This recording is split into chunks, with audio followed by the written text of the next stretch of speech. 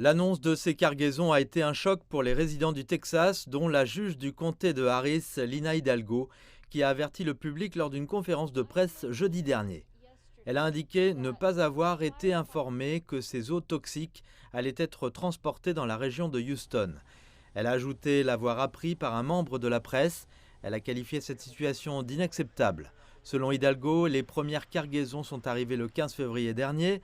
À ce jour, environ 500 000 gallons, soit environ 1,9 million de litres de cette eau toxique ont été acheminés et 5,7 millions de litres supplémentaires sont attendus.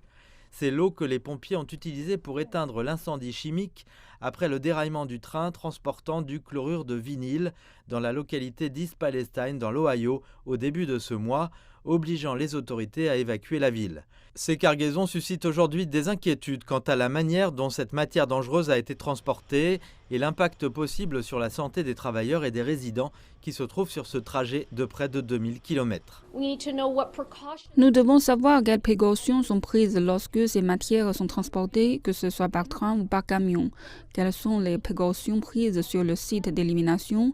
La dernière chose que je souhaite, c'est que notre communauté ou l'une des très nombreuses communautés entre l'Ohio et le comté de Harris au Texas soit le prochain endroit où il y aura un accident dû à des substances provenant de ce déraillement. Les eaux résiduelles sont envoyées à Texas Molecular, qui est une société d'élimination des eaux usées située à Deer Park, à environ une demi-heure de Houston. La société déverse ces eaux toxiques dans des puits très profonds.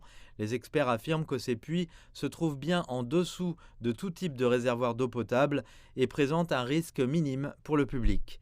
Mais avec 30 chargements de camions par jour attendus, beaucoup s'inquiètent d'un accident en cours de route.